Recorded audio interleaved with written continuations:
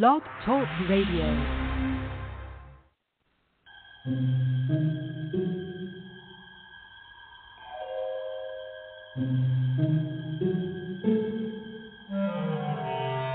Archangels, ghosts, and Bigfoot, oh my. It's just another night for Supernatural Girls. Real stories, real answers to life's biggest supernatural mysteries. And now for another exciting interview with paranormal experts from this world and others. Here's your host, paranormal researcher Patricia Baker, on the one, the only, Supernatural Girls.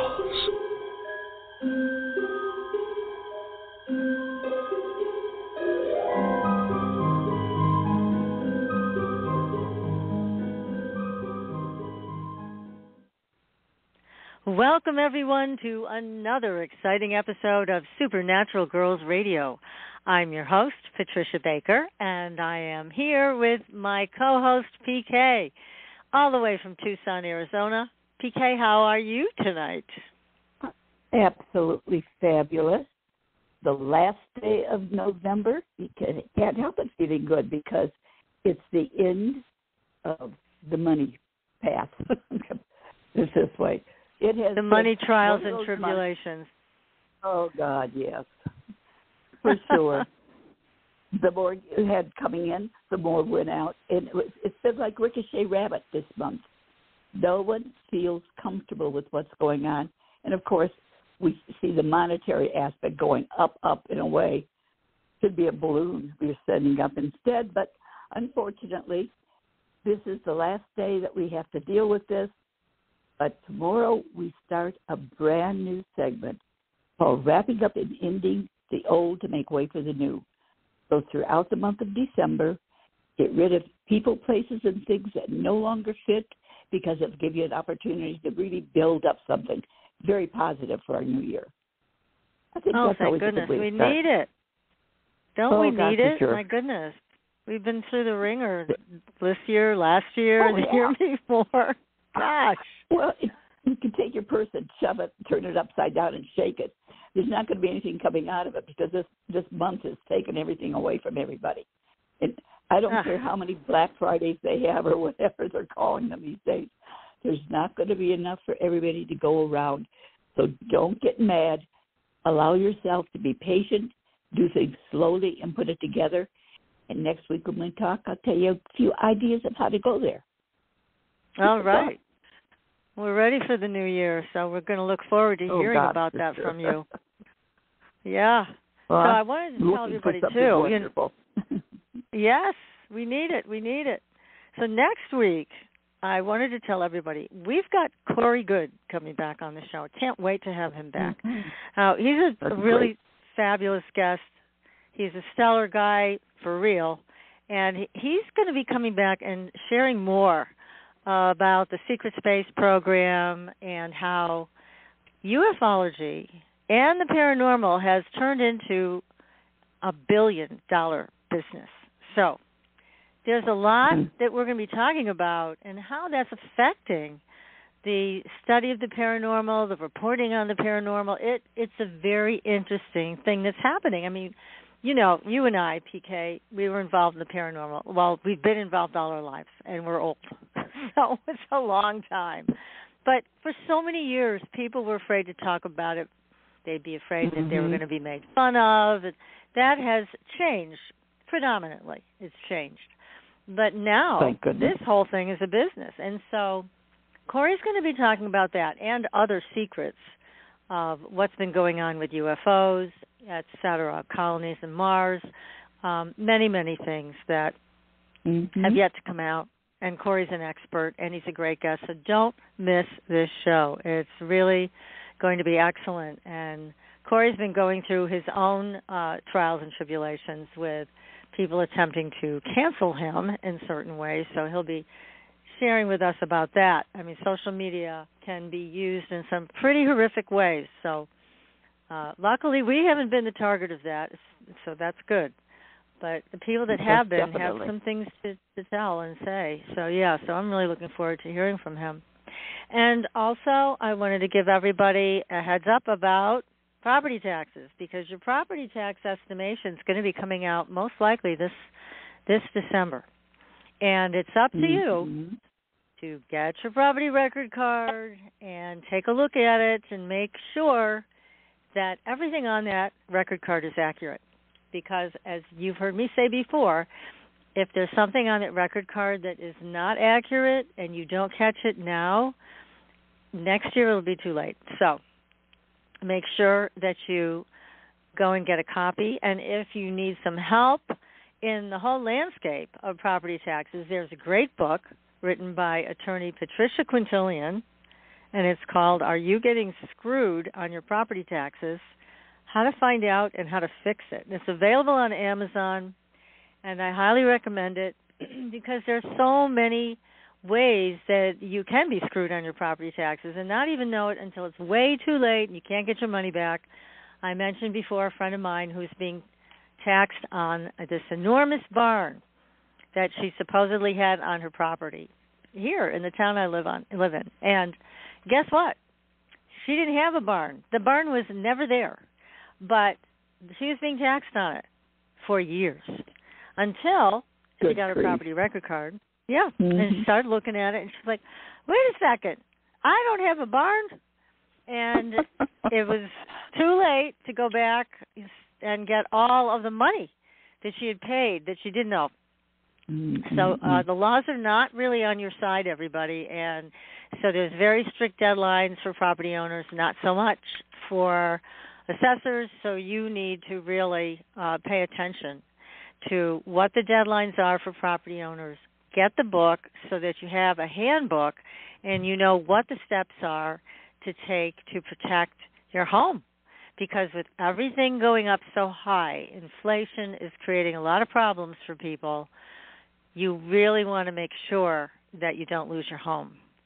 And if your property taxes continue to spiral up and you're not keeping an eye on everything, with that, you know, it could be very bad for you.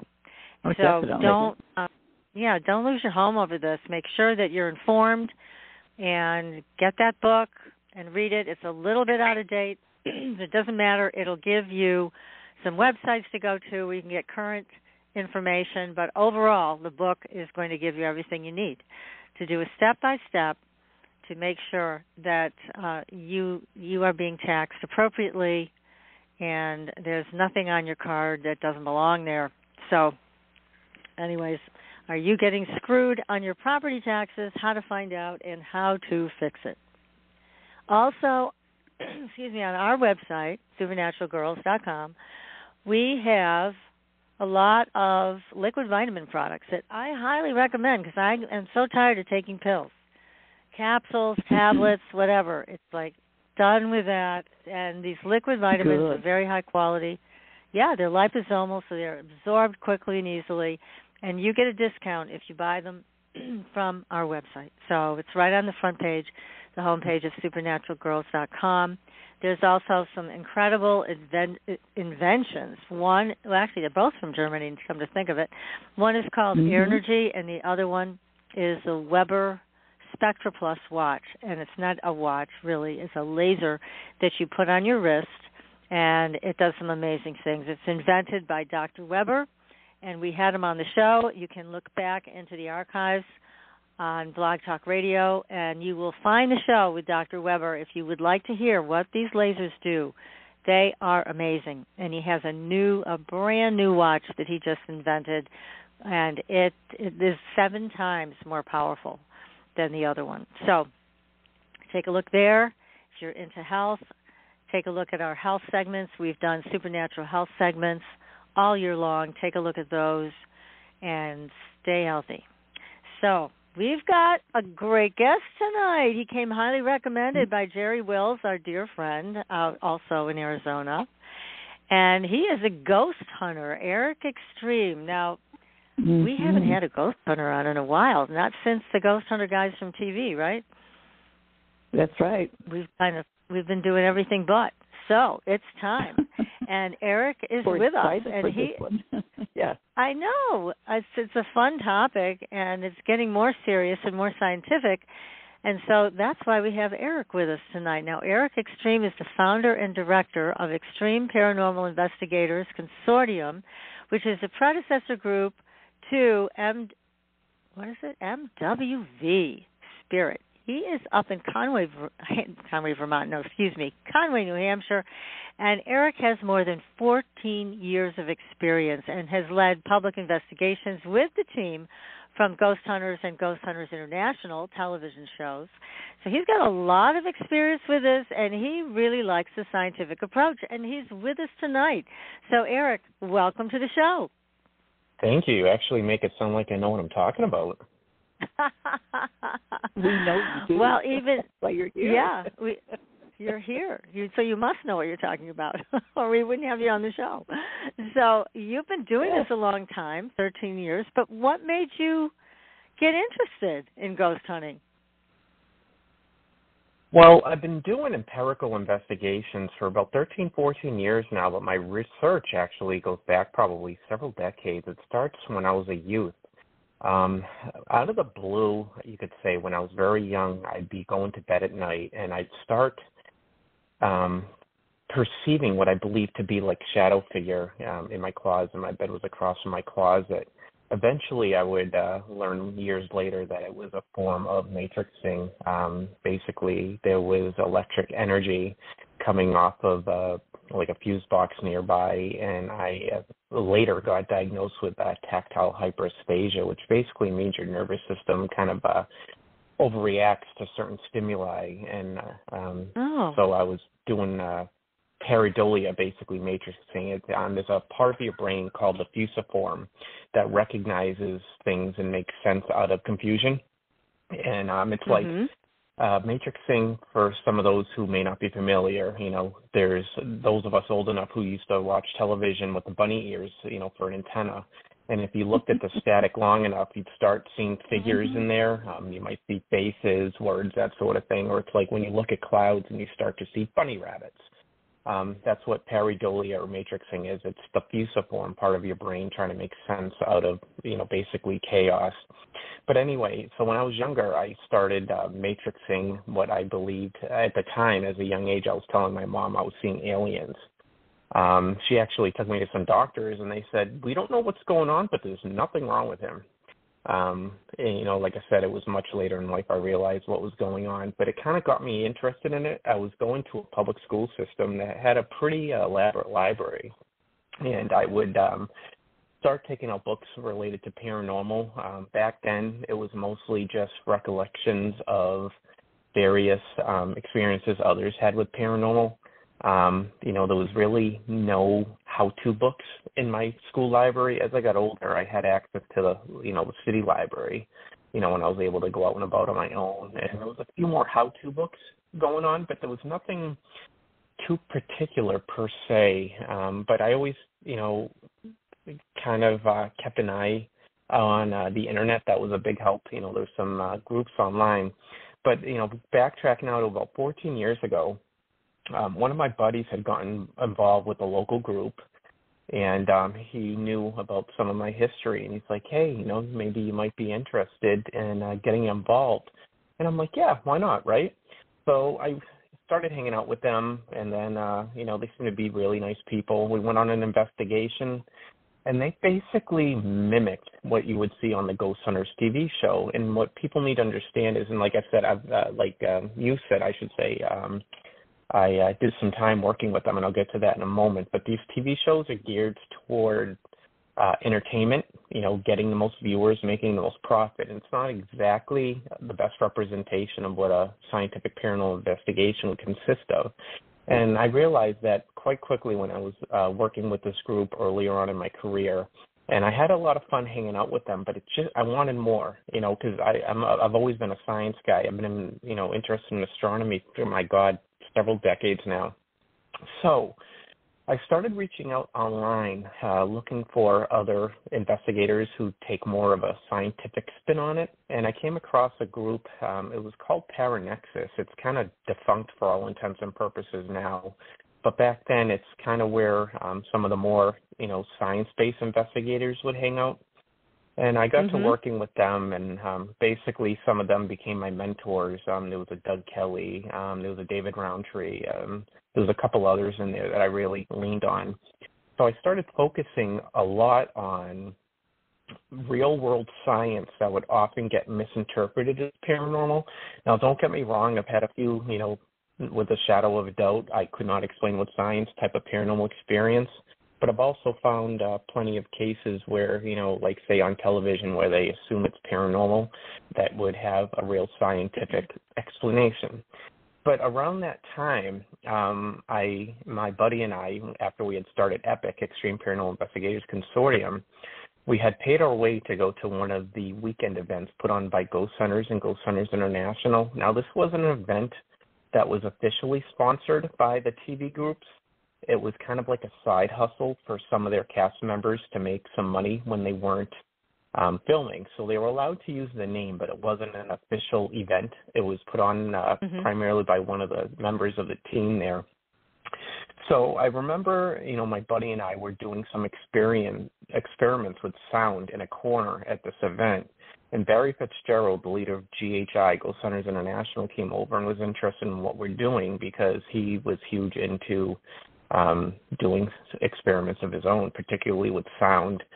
And he says, you know what, you guys seem to, have a higher level of skill set, and, we're kind of short-staffed here, and more people came to the event than expected. Would you be interested in leading some events? And, of course, we're like, okay. So we ended up doing that, and we got invited back to multiple events. Eventually, after several events, I did part ways just because I wanted to do the science way of things, and I won't name drop here. It would be inappropriate, but the person running the events was leaning towards trying to push us to over-exaggerate and sensationalize things that weren't paranormal to try and perceive it to be paranormal, to entertain the guests better. So several of us actually who helped out at the events left because we weren't willing to do that. So that's when I really started getting involved with my own thing. And, I had built a team of around 7 people down in Massachusetts. We were based out of the Worcester area, and we would travel all over. During that time, like I said, I had been working with this other group of the Paranexus. It was a nexus of paranormal investigators down in, primarily they were out of Florida, and one was out of New Jersey, I believe. But all this time I kept studying and upskilling on various forms of science that would be misinterpreted as paranormal. And that's been my focus ever since. 5 years ago, I moved from Worcester up to North Conway, and I just renamed the group to Mount Washington Valley Spirit. Obviously, being far away, most of my group either, switched over to other teams, or they just kind of faded out. It was kind of out of their blood. They didn't want to do it anymore. But I typically haven't been doing many empirical investigations. I've been doing more consulting and education. I've been doing a lot of speaking lately, like Jerry Will's show, which we did a 2.5-hour show recently. But I find I can be more of better use in the field, helping educate others with the knowledge that I have. I do cases, but I'll tell you 95% of the time I don't even have to go to do an on-site investigation anymore. I'm pretty much able to figure out what's going on with just, doing the interview, and that's pretty much where I am now. Well, that's exciting, and you're doing your own thing, and you're backing it up with science, which is very interesting. And it's, the whole field has exploded, and everybody thinks they're a ghost hunter who wants to be one. And there's so many people that you see organizing their little groups. Oh, we're going to go to the penitentiary, or we're going to go to the mental hospital. It's like, don't call me because I don't want to go to any of those places. And PK, I don't think you like those places either.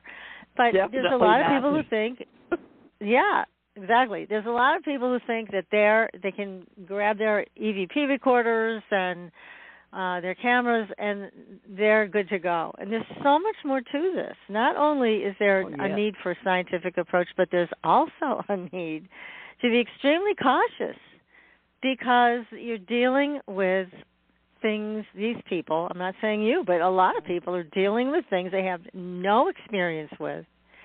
And they could end up with something trailing them home or even attacking them right then and there, and they wouldn't even really know it until it's too late. Mm-hmm. So it's helpful to have somebody like you that can give them some good advice, or maybe even dissuade them. Because a lot of people, I mean, when you even say the term ghost hunting, it sounds like you're going to go there and poke the bear, which is never a good idea. So how do you deal with these people? Exactly. What do you tell them? Well, if we backtrack a little bit, prior to 15 years ago, there was technically a separation between ghost hunters and paranormal investigators. It actually dates back probably about 135 years ago, when the vast majority of the people in the field were various forms of scientists. Fast forward to about 15 years ago, the television shows came on board, and of course they're putting out a product that is geared towards, building the greatest audience, and, people are going to tune in for the spooky and not for the science. So with these TV shows, and I'm not knocking them, I still watch some of them myself. I find them entertaining. But, prior to that, a lot of what was done in the field was primarily your more advanced science techniques. And that kind of got lost in the translation with these television shows, because what they're doing is ghost hunting. And, historically, the science side of things would be known as a paranormal investigation. So someone who goes looking for paranormal activity would have been a ghost hunter, and someone who goes in trying to explain perceived paranormal activity was a paranormal investigator. But those two terms have become pretty much synonymous over the past 15 years. But that being said, the unfortunate thing in the field is there's no official form of education. You kind of have to learn from other people. And a lot of what's happened is a lot of these TV shows have become a template that people use. So they believe that you just go in with these meters and, they act like ghost detectors. I'll give you an example. There was a movie called Paranormal Activity, I'm sure you heard of. They yes. In one of the versions of it, they use what's called an SLS camera, the ones with the little green stick figures. That camera historically has been used for something like video game makers. They put people against a green wall and then put sensors on them, and an SLS camera would record their movements and convert that into code to be used in the video game. Well, since it was used on the Paranormal Activity movie, there's a couple companies that decided, hey, let's cash in on this and start selling it as a paranormal investigation tool when it was just, a gimmick for a movie. So, that's now showing up on TV shows, and people are going out and spending $300, $400, $500 on this device. And I wish there was, more shows. I wish there was more TV shows available that actually were more educational, maybe a documentary series on how to actually conduct a real paranormal investigation. Because I see people who are really gung-ho, but unfortunately the TV shows aren't, they're not the best education when it comes to how to conduct investigation. And the no, you're right. They're not there to do that. Yeah, they're not there to do that. They're very clear about that. They are there to basically scare people and, get huge audience numbers to make their advertisers happy. They don't care about anything else. So you're right. Exactly. And so then anything that this is there to inform, they're not interested. Yeah. Oh, exactly, because no one's going to tune in and watch a show where they're going to science the heck out of something. I mean, it might make a great an hour and a half, 2 hour long documentary or a how-to DVD or Blu-ray, but no one's going to tune in and actually watch a real paranormal investigation, because it's hours and hours of sitting there in a quiet room while your gadgets are in another room doing their thing. Like, if I do an investigation, I have various equipment that you'll never see used on television shows. They're all different type of scientific analyzers, and it's basically you set it and forget it. You hook it up to your computer, and then you just leave and let the devices collect all the data, and you analyze it later, because I'm looking for a scientific explanation versus a paranormal one. Now, if you're a ghost hunter going in to do a paranormal investigation, one of the mistakes that they make is you shouldn't be walking around with devices. I mean, our nervous system acts as big EMF antennas. I mean, if you have various form of spectral cameras across the spectrum from radio to microwave to infrared to visual, you'll see that our nervous system puts off the gambit across the spectrum. and it affects these devices. So that's one of the big things that you see on TV that will not work in a real investigation is you cannot walk around with your equipment. You literally just got to put it down and step away. But, you know, what kind of equipment do you use? TV. I mean, you're talking about you hook it up to your computer and you can leave it. What kinds of things are you using? Are you using EVP devices? Are you using infrared cameras? What do you use? All right, so let's see. I have an infrasound monitor. For those who aren't aware, infrasound is sound frequencies below the human perceptual range. The human ear can hear between, in general, 20 to 20,000 hertz. Infrasound are the sound frequencies below 20 hertz that we can't hear, but are there. Primarily, like elephants and rhinoceros will use them, thunderstorms and tectonic plate movements, volcanic eruptions will cause infrasound, but anything with a spinning motor can cause infrasound as well. And if you are sensitive to infrasound, it can actually cause symptoms that are similar to those that would lead you to believe that you're experiencing paranormal activity, including hallucinations. It can cause anxiety, shakiness. It can cause sleeplessness. It can cause what's known as scopesthesia, which is the feeling of being watched. So I have a device that actually analyzes this, and if it's present, we can, maybe let the person know. I'll give you a quick example. I just did a case recently where someone had been experiencing all those symptoms, and they called in a ghost hunting team, and they told them, the place was haunted, but they weren't fully buying into that. So they called me, and I had a 5-minute conversation with them, and it basically came down to the fact that they were, I asked them if they were using any type of old dryer that was making some interesting noises. They said no. I said, do you use a diesel generator? Because that'll produce infrasound. And they said no. And they had mentioned that their symptoms included ear pain and headaches, which turned me on to infrasound. I said, do you happen to have one of those old metallic fans? And she goes, as a matter of fact, I do. I says, is it old and starting to sound a little funny? She says, yeah, in fact it is. And I says, turn it off. That's where your problems are coming from. And wow. So good grief. And then she also had scopesthesia, the feeling of being watched, which is often a symptom of claustrophobia. So I said to her, have you been doing anything around your house? Moving anything around? Have you been cleaning out closets? She goes, actually, yeah, I've been cleaning out the walk-in closet in my bedroom, and I have boxes stacked everywhere. I says, can you tell me where you're getting this feeling of being watched? She goes, actually, come to think of it, it's in the bedroom. I said, well, what I think is happening is you're laying down to go to bed. The light patterns are different because the boxes are there, so you're seeing shadows. I says, have you ever had problems with elevators? And she says, come to think of it, I have, but not enough to not go in it.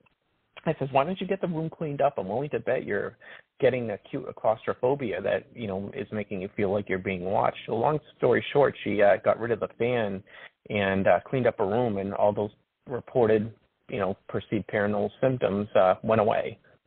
So that's why I use incredible infrasound monitor. Wow, what a great I also thing. use an ultrasound monitor. Those are frequencies over 20,000 hertz. As with infrasound, ultrasound can cause a lot of similar symptoms if you're susceptible to it. As everyone knows, ultrasound is used in the medical field.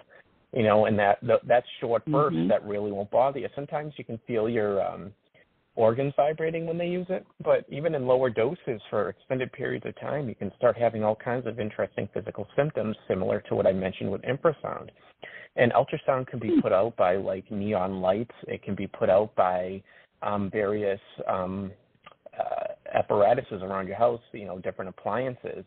Some animals use it for echolocation, those pest control devices. I had one case where someone, thought they were, had paranormal activity, and it turns out it was just one of those pest control devices was giving them, they're having the same symptoms of infrasound exposure because of a pest control device. So I always try and rule out infrasound and ultrasound when I'm doing an investigation. I use a gas detector. It detects like carbon monoxide, hydrogen sulfide, combustibles. Even in low amounts over an extended period of time, some of these fumes can start causing hallucinations or other symptoms that you perceive as paranormal activity. These things can come from almost anything. Generators, heating systems. I use air quality detector. It detects formaldehyde, natural and synthetic volatile compounds, particulate dust matter. I mean, you get mold in the house, that's going to give you, possible hallucinations right there. So I check the air quality in the house. I have an electrostatic and ion balance analyzer. Electrostatic is, you rub your feet against the carpet, you touch something metal, you're going to see a spark. But electrostatic can actually be stagnant and hang out in the air, and it can be misinterpreted as paranormal because it can present itself as cold spots, or your hair can just start sticking up on end and make you feel like you're being watched. So I have devices for that. Incredible. I have a device that senses ionizing radiation, alpha, beta, gamma, and X-ray radiation. Basically, it's a Geiger counter. In general, people don't have weird kinds of radiation unless they're living near a bomb testing facility. So you'd be surprised what people will buy over the internet, all kinds of various stones, and you don't know where they came from. Some of these objects people buy from overseas could have been somewhere near a testing ground or from some country that was bombed at some point, and it could have small amounts of radiation still in it, and over a period of time, that can start causing some interesting physical symptoms. I use an atmospheric array that measures precipitation, wind speed, temperature, humidity, air pressure, because a lot of what's perceived to be paranormal activity can be easily explained with atmospheric conditions. I have other equipment. I do have a FLIR thermal cam that you see on the TV shows. It sees in the dark in the infrared. They use it on TV shows to find various, paranormal entities. I actually use it to find where drafts are coming from, trying to find rodents in the walls or in the floors that could be causing noise. There's something called a Helmholtz resonance. That is a small hole or cavity where you blow across it or wind blows across it, and it can make a whistle, a hum, whispering noise. I'll give you an example.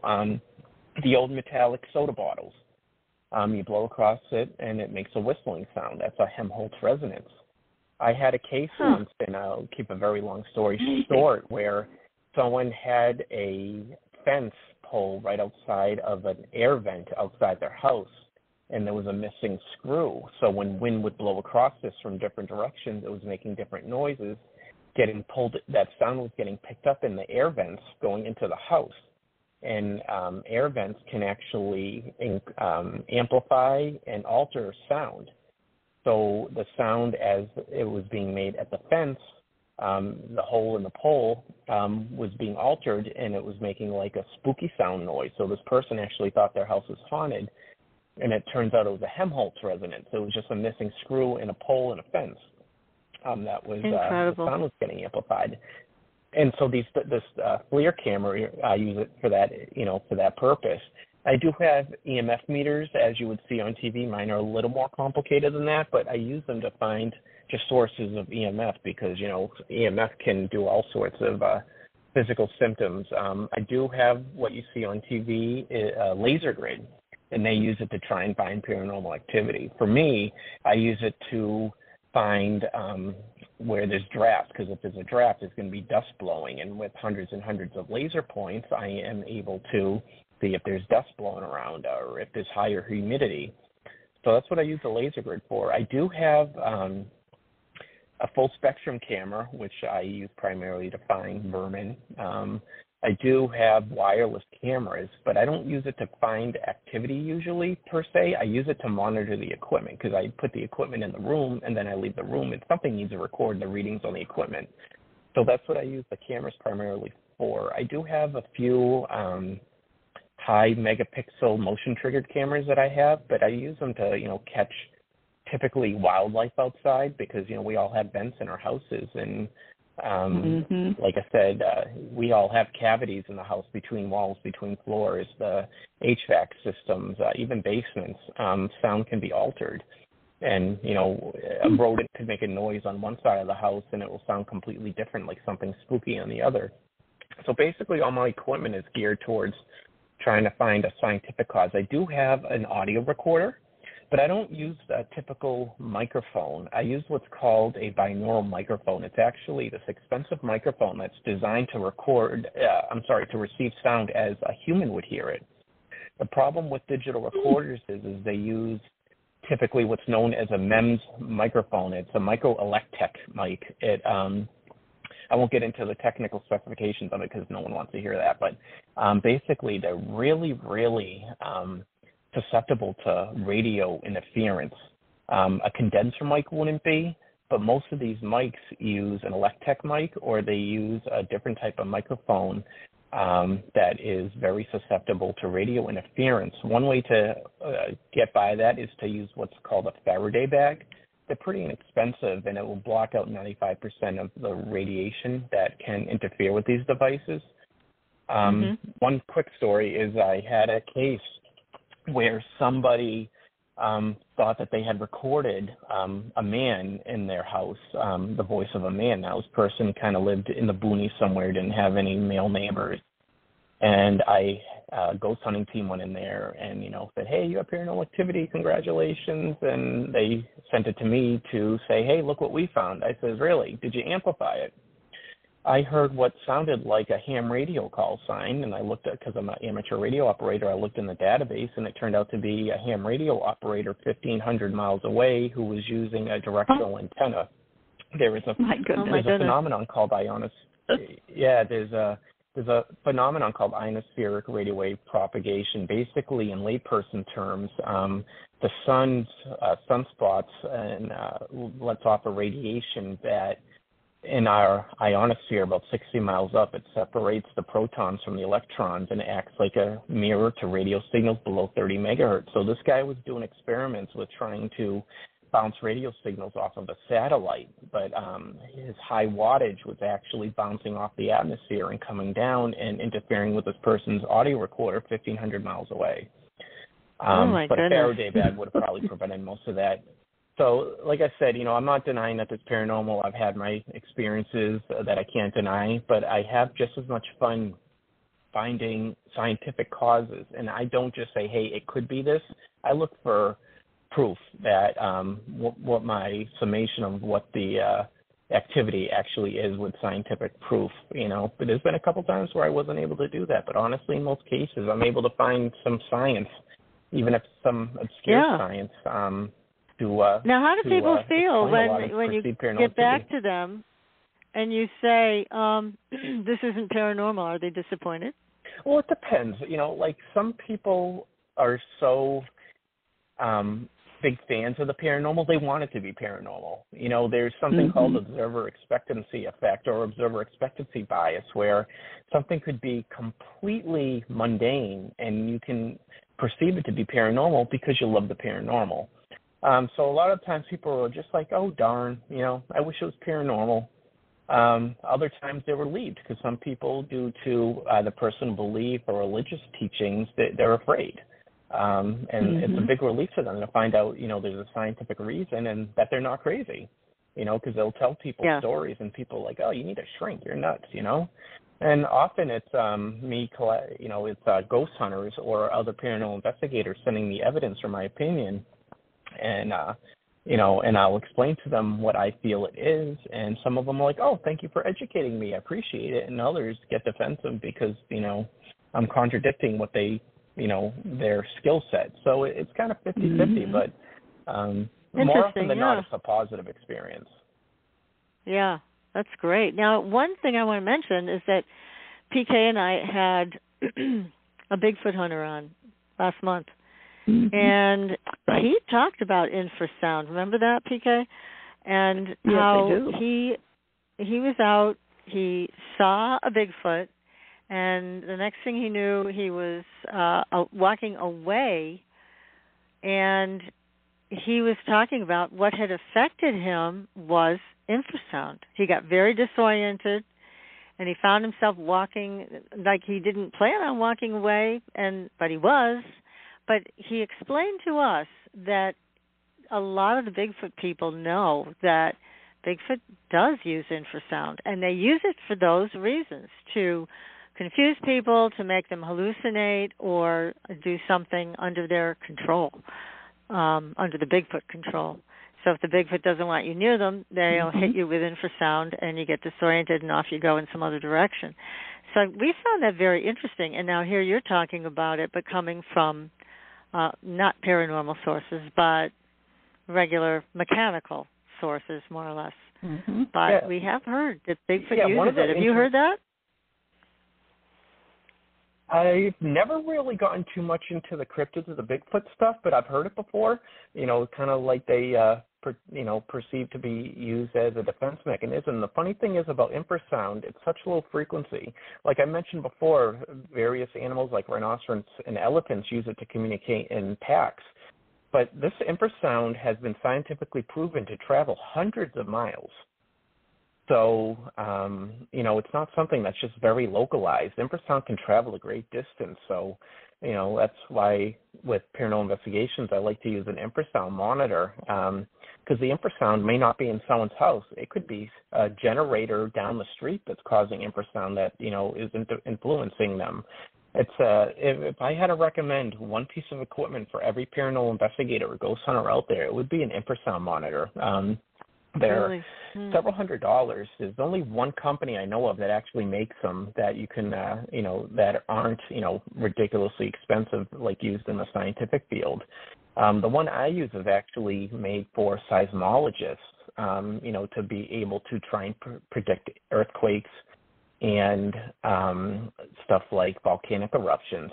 But I use it for the different purpose of trying to find infrasound that's causing people to have physical symptoms that are getting misinterpreted as paranormal activity. I'm able to hook it up to my computer and see a waveform and see frequency and amplitude.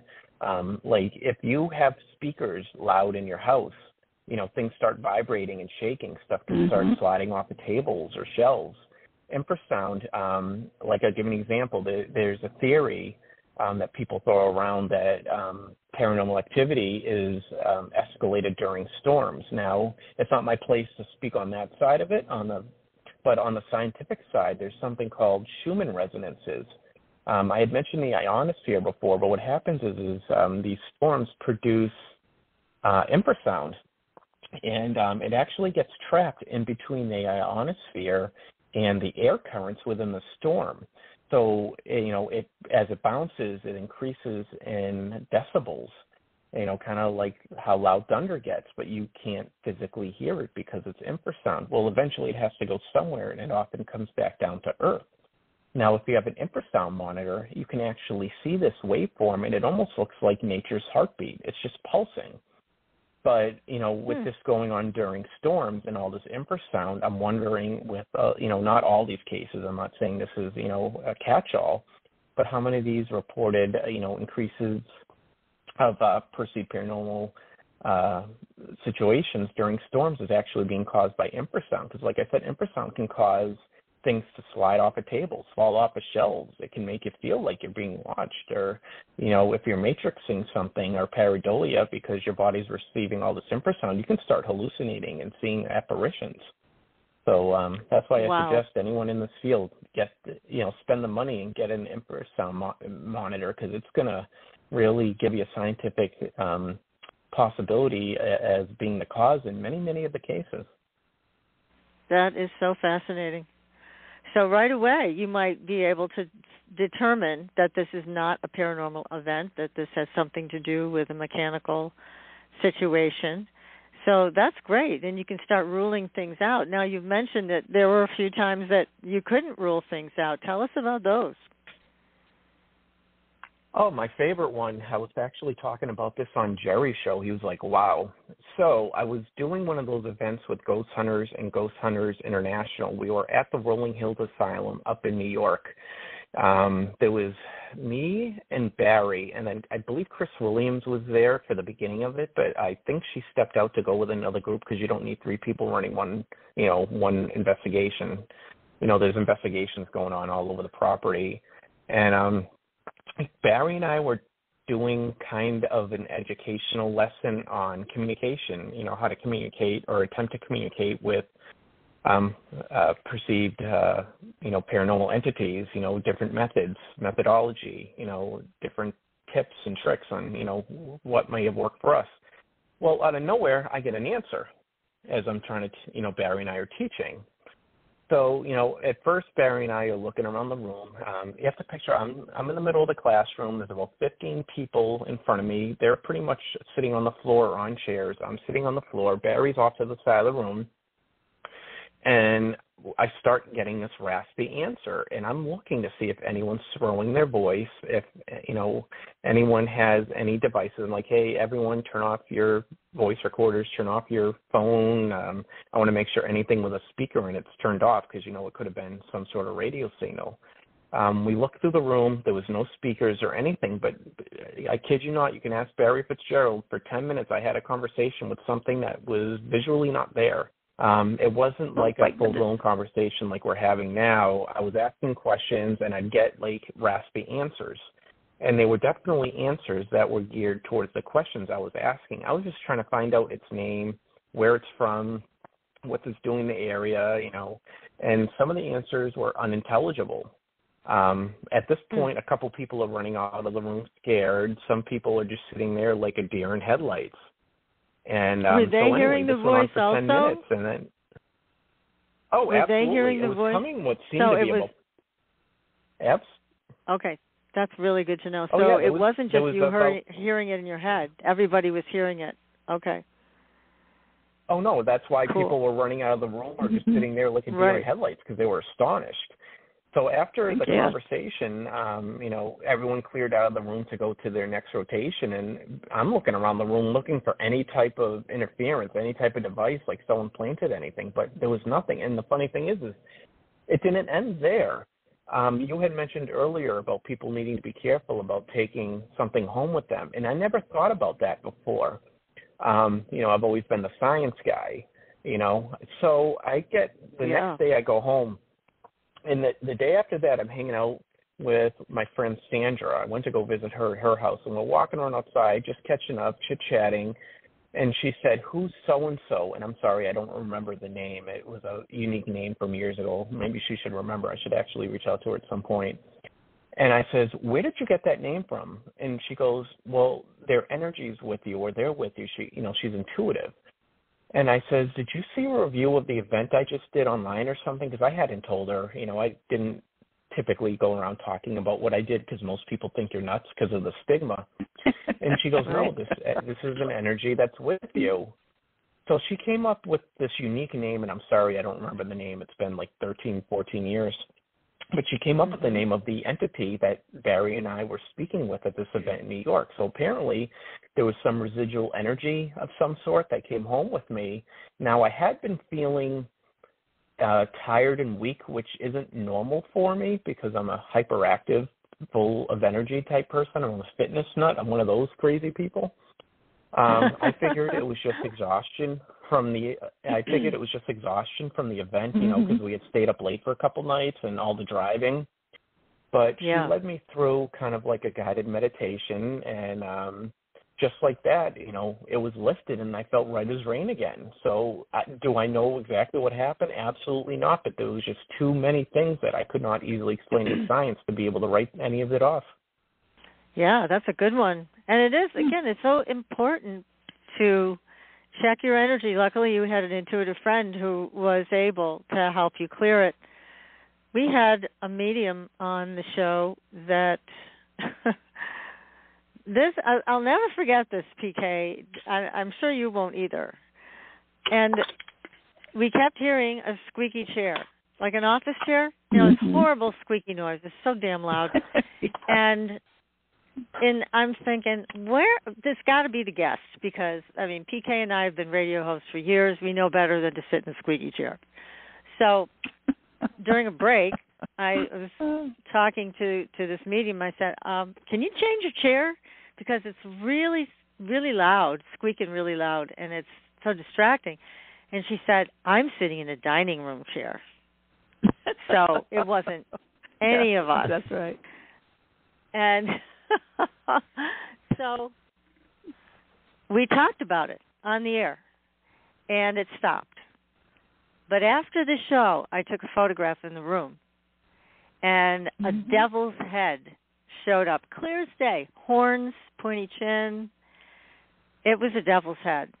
And we had just had Dr. Gallagher on the show, who a few weeks before, who is a Harvard-trained psychiatrist and an exorcist. And I sent him the photo. I said, what do you think? He said, oh, my goodness, that's the devil. I mean, it was that clear of a photograph. So I called up the medium. I got her assistant, and I told her what happened. And I said, listen, you need to tell her to clear herself because she hadn't been feeling well. And she was continuing to do work, which is never a good thing to do when you're a medium, right? To continue to speak to the dead because you don't have your normal protection up. So she had pneumonia, and she was not getting well. This thing had been following her around. So we never heard back from her, but it was a fascinating experience. Definitely. Oh, yeah. After my experience, I actually started taking classes at a local metaphysical shop in guided meditation just so I would be better prepared if that were to happen again, or I could help other people because I like educating other people. But I found it actually that guided meditation also helped me at different periods of my life when I was having difficulty with like anxiety or depression, which I used to suffer from when I was younger. And it's definitely very helpful. In my house, my fiance, Kristen, she's actually a Reiki practitioner, and she's all into the gemstones and that sort of thing. But we actually have a gemstone grid up in the house, and I think that the gemstones are actually, protecting us? Scientifically, probably not. Then you get into the metaphysical world, where you can have different beliefs. But there's something called the stone tape theory. It's similar to like bricks of a pizza oven. They can keep radiating heat long after the fire's out. There's stones like limestone, like quartz crystals that have the ability to absorb energy and re-radiate it over a long period of time. That's why, like, if there's an atomic bomb drops somewhere, or a nuclear bomb drops somewhere, you often can't go back for, hundreds of years. Well, so we have the stone grid put up in the house, and we regularly infuse it with our own energy, even if it's more of an effect of just, for peace of mind. Do I actually think it's putting up a shield around the house? But it's kind of like a placebo effect, at least, where we feel like we're doing something to help protect our house because, when you're doing this paranormal stuff, like I said, when I was younger, I didn't completely believe that stuff, could follow you. But, the proof was in the pudding. Someone completely outside of the field, picked up on it. So, I'd rather be safe than sorry, per se. So, yeah, we have a grid in the house to try and protect us from stuff like that. That's really great. That's excellent. Well, it's all vibration, right? And so if you have a grid that is meant and intended to be for protection, I'm sure it is.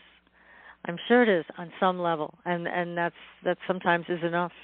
Sometimes it isn't. Sometimes you need some extra help. I know when Katrina Rasbold was here with us, she's a Bruja and a witch. She does this type of clearing for people. Curse clearing, cross clearing, all those kinds of things. It's very interesting what she finds and how she clears it. But a lot of people don't even know. They're walking around, they've been cursed or attacked in some way, and they have some energy that's making their lives miserable. So we always recommend Katrina because she's so highly trained and is able to help people with these kinds of things. But especially these people that are just going willy-nilly into these haunted areas. And you never know what you're going to bring home. So it's good that you and your fiance know what to do. Yeah, well, a lot of this protection is, I don't want to call it placebo effect. That's not the right term, but it's basically, you pushing your own energy, your own strength almost into like a protective shield around yourself, if that makes any sense. My fiance's my fiance Kristen's Native American. She's actually a descendant of Pocahontas' family, but we've done a lot of studying into Native American traditions.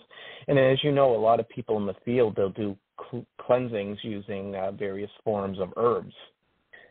sage, sweetgrass, copal resin. They'll use smudge wands.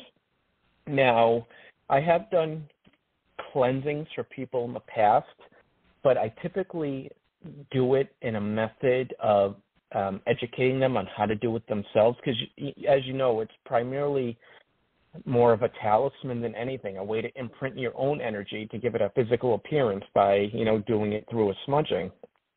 So yes. I actually use something. It's a blend of I believe 6 different herbs. It's a Native American blend that I buy off of a Native American tribe down south, and I'll use this. But like I said, it's important, I feel, to train others on how to do this, because you want them to imprint their energy on their property and not you imprinting yours, because even though you could be the most positive person, your energy could be misinterpreted by someone else's nervous system and have the same effect as something that might be negative.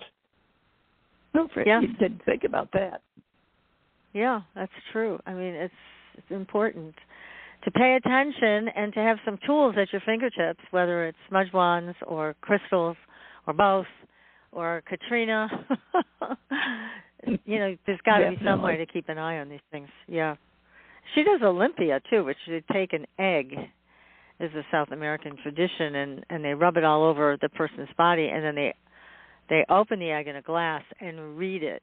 And that's where I've seen some amazing things in these eggs, where you can actually see the entities that are captured in the eggs that were attached to these people. It's really interesting. So those old traditions, they have a lot of power.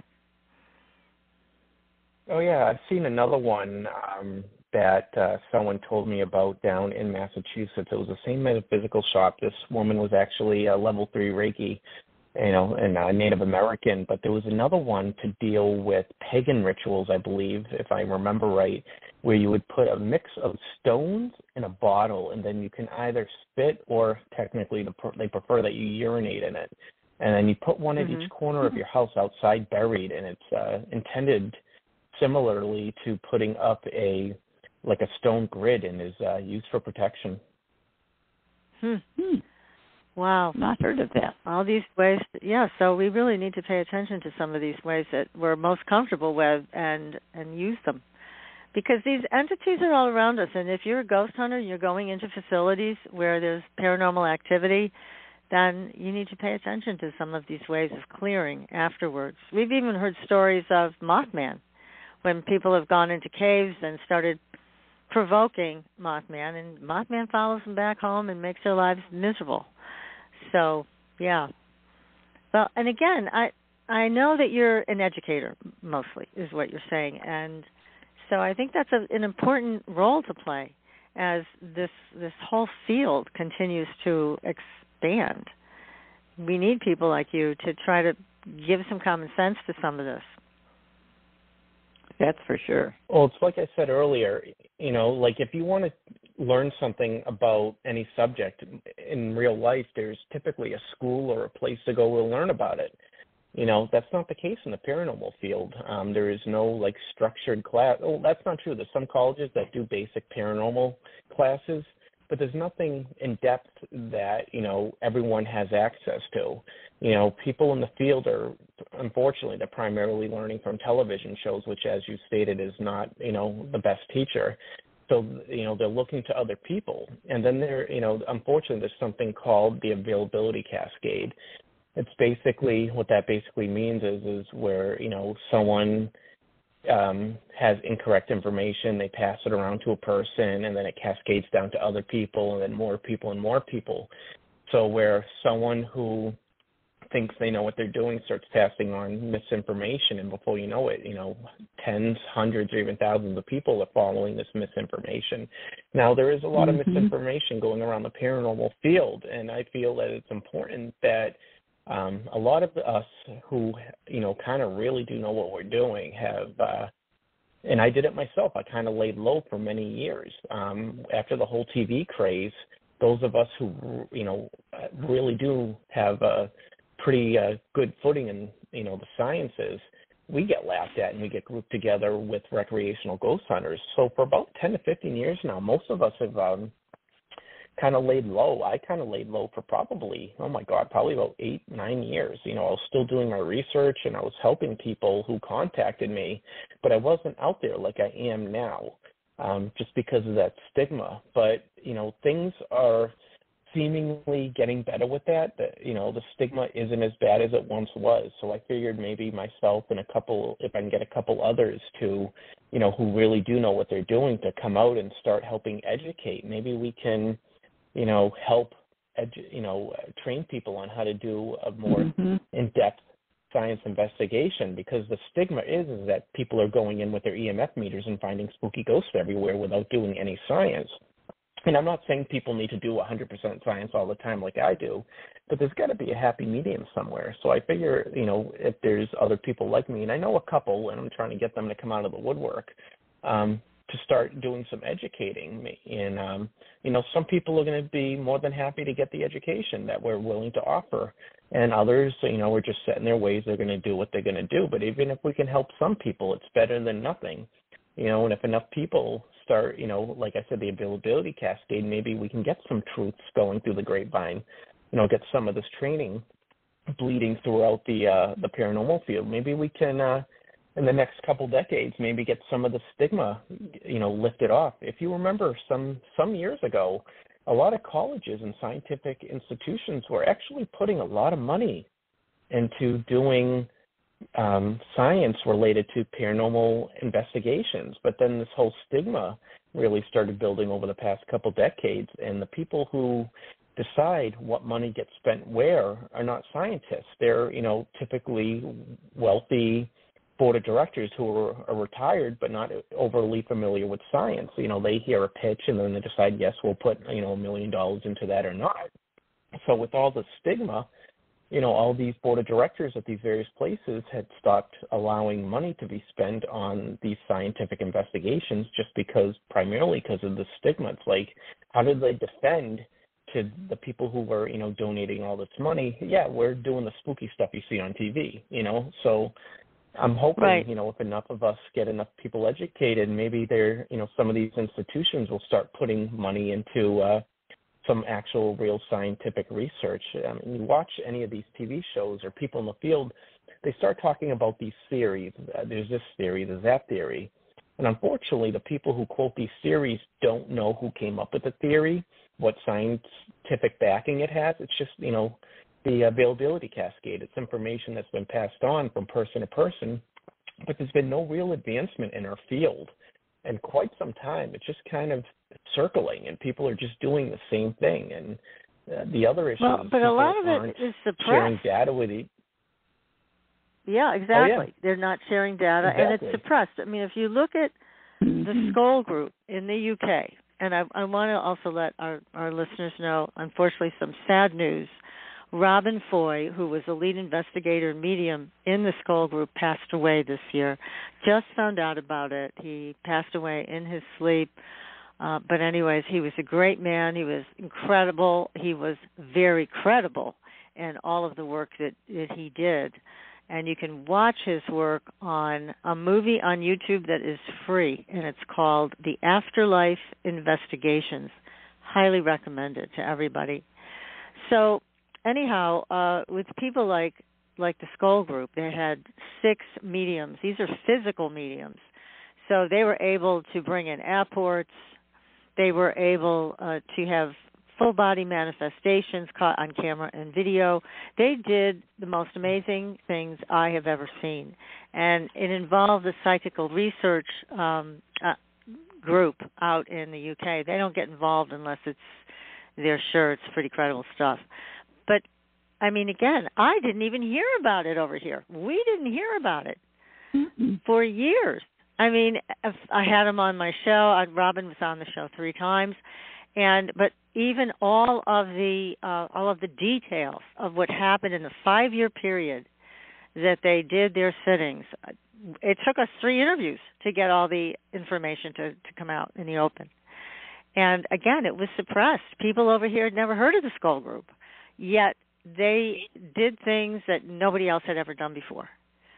So I couldn't believe it. I'm like, why wasn't this headline news?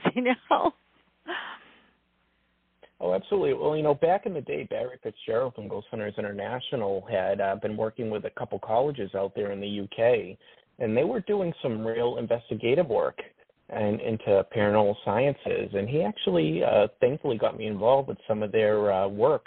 And they're still doing some over there, but you just don't hear about it. Unfortunately, in the United States at least, I can't speak for the UK because I haven't really, spent any time over there ever. But it's the stigma over here. It's all about the spooky. There's just so many paranormal shows that when you even start to talk about the paranormal, people think recreational ghost hunting. They don't think of the actual scientific base side of the field. So things get written off quickly. Say you or I came up with undisputable evidence and we know for a fact it's paranormal. You put that up on the internet, 95% of the people are going to tell you that it's fake or it's been altered somehow, it's been staged. So people who are doing real work aren't coming out of the woodwork to share it for just because they're going to get lambasted by someone. They're no matter what they do or how truthful it is, you're going to have a few believers who believe everything, but in general, anything you put out there is just going to get overly criticized. And it can really be you have to be careful in how you do it. Yeah. I mean, Robert Bigelow, are you familiar with his work with the VIX organization, Proof of Life After Death? He's the billionaire that's I've heard about it. I've read a little about it. He's very involved with UFOs, and then he started this group and put out the call for papers to be written about proof of life after death, and then he awarded grants accordingly. And I believe it was Jeffrey Mishlove who won the biggest grant and the most accolades for his work in life after death. So what Bigelow is trying to do, from what I can see, is he is trying to give this work credibility and be able to bring it to all of our institutions, hospitals and places where people are dying, also hospice organizations, so that people can begin to accept this, that there is life after death. So I'm not sure what his end goal is completely, but I know that a lot of people who are, very, very educated are involved and working on this to, again, bring this out of the dark ages so that it becomes an actionable part of our lives, our reality. Yes, there is life after death. Yes, there are ghosts. Yes, there are entities that hang around after they die and don't cross over. And that's some of what you're dealing with as a ghost hunter. Is it that? Yeah. Exactly. It may happen eventually. People like me and us, people who are getting, the information out there, it helps. But I'll give you an example. Like, if you remember back in the day, anyone who did Reiki or stone healing or anything like that, it was basically balked at. Yes. I'm from Worcester. You're from Massachusetts. You're very aware of UMass Hospital. UMass Memorial actually has a ward called it's holistic or natural something or other. They actually have a ward for non-pharmaceutical medical interventions where they will treat you with various forms of stones or Reiki.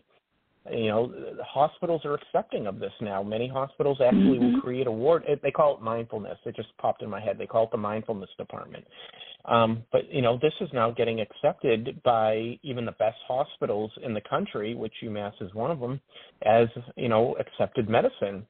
And like what you said with what you were just talking about, or in general in the paranormal field, I'm hoping to be one of the voices to help get us back to where we once were. It was at one point. Paranormal was widely accepted and very widely researched. And that's not the case anymore. But I'm hoping, if we can get, enough people educated, it might start to creep back in and we'll actually make some advancement in the field because it's been stagnant for quite some time.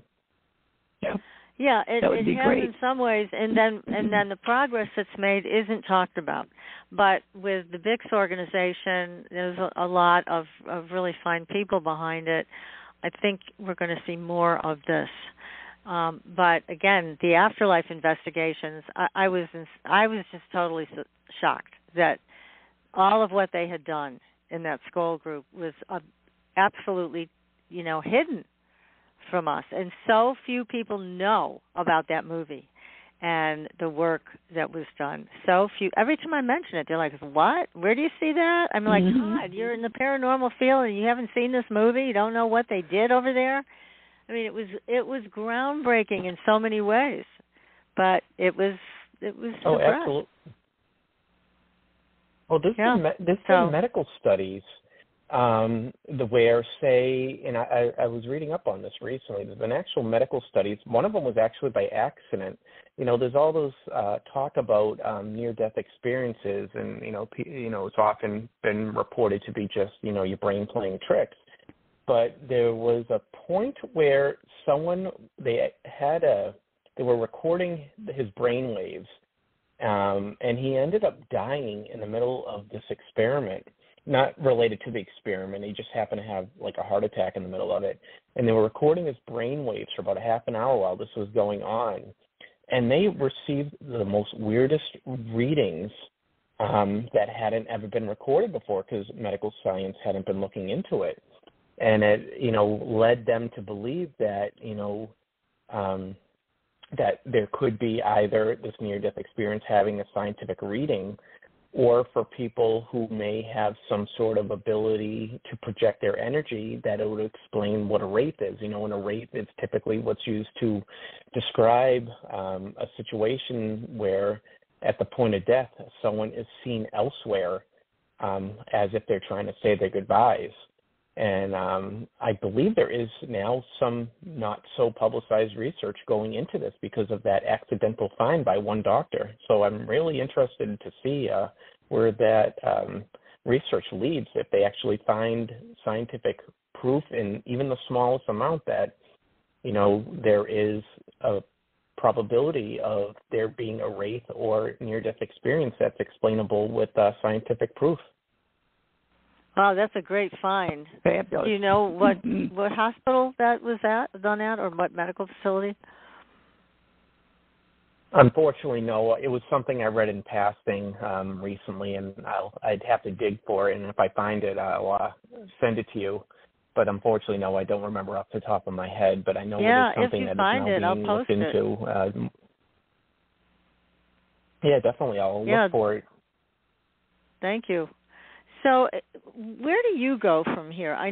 We know what you want to do. You want to educate people with what you've discovered, and it makes sense that you want to take it down that road.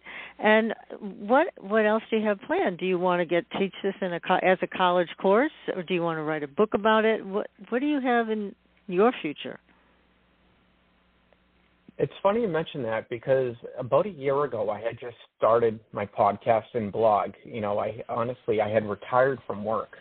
I had been working full-time and never spent a lot of money, so I retired at the age of 41. So I had more time on my hands. So I started the blog and podcast.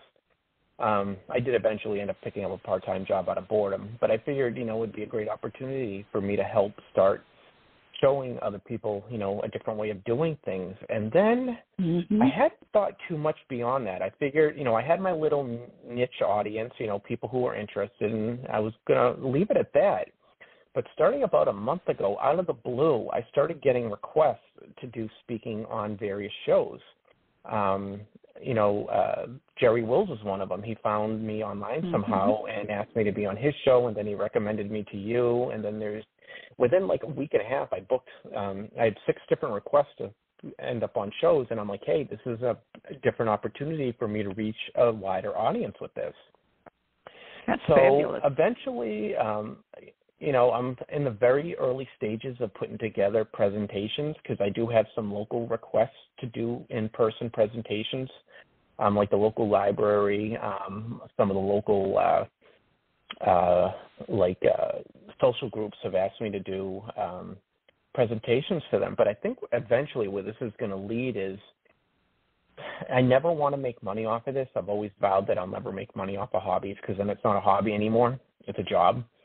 But I think at some point down the line, I'll probably put together a curriculum and put it up on the internet for people to be able to get a more structured education. And I know some other people have tried this over the years, and they actually charge for it, and they call it a certification, and it's not a certification if you don't have the the authority to give said certification or recognized to, as a entity to give that certification. But, I think eventually I'll end up doing something online, like an online school where, no certifications, no titles, nothing like that, just a way to help educate people. I'm pretty sure at some point I'll probably end up traveling around giving presentations.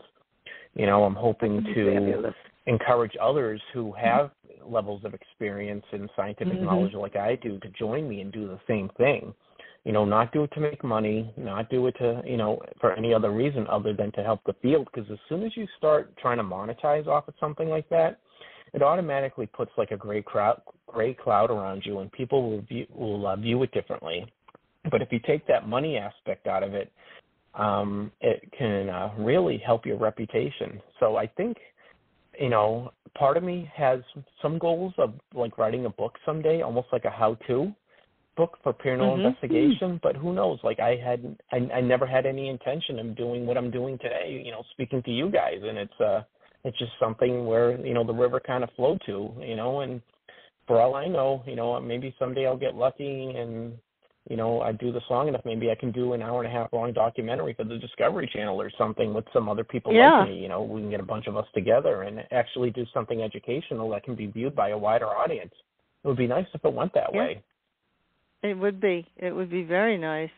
Now, let me ask you also, Eric, usually when somebody's sensitive, intuitive, or involved in this field in some way, they've had some family that's also been involved in it. Did you have any parents or grandparents or aunts or uncles who were involved in this or were intuitives or psychics?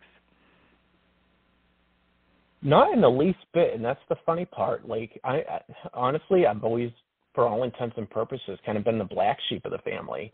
Just always, done my own thing. Now, I have a grandfather that was deceased, long before I was ever even, a glimmer in my parents' eyes, long before, when they were younger. I had a grandfather who had repeated paranormal experiences with his mother, my great-grandmother. And so there's stories in the family about this haunted house, which I'll never be able to get into. This is going back 50 years. This is long before I was born, 50, 60 years ago. But no, in general, I don't have anyone in my house that's intuitive, in my family that's intuitive or interested in the paranormal. To be honest, I think my dad's the only one that actually pays any attention to what I do, and he doesn't even understand it. But he just, follows it just because I'm his son. But there is literally no one in my family with any remote interest in the paranormal. They're all sports people. All they care about is who gets, the next touchdown. No kidding. Wow. Wow, that's funny. So you're the one that stands out with this unique hobby, as you're calling it. So, that's wonderful.